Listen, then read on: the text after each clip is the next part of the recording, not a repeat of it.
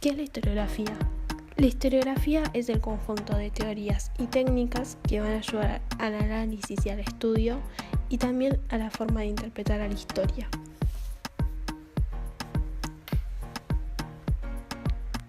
En el siglo XIX, en Europa, apareció el concepto de Estado-Nación. Los Estados-Naciones más importantes fueron Francia y Alemania.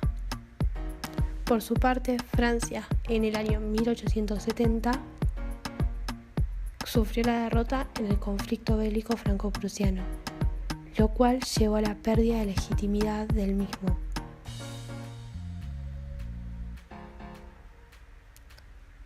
El Estado-Nación ayudó para la construcción de la identidad de las naciones y la profesionalización de la ciencia.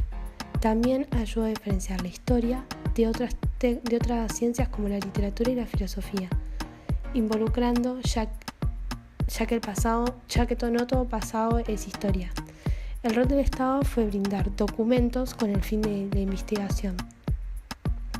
También las universidades sirvieron como sedes y como centro de educación para los que iban a continuar con la historia. Los recursos de edición fueron utilizados para el análisis crítico.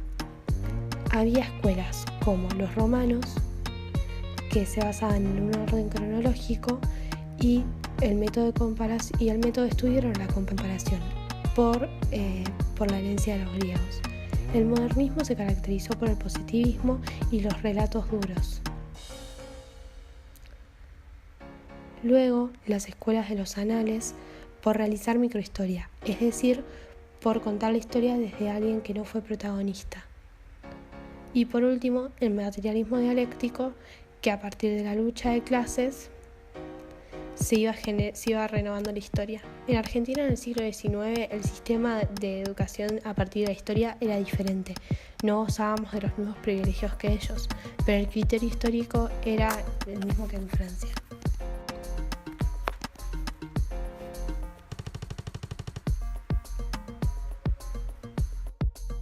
Bartolomé Mitre fue el encargado en ajustar las condiciones de Estado, hombre e historiador. A partir de este momento comienza a funcionar la historia como tal, es decir, darle un sentido de pertenencia a la nación.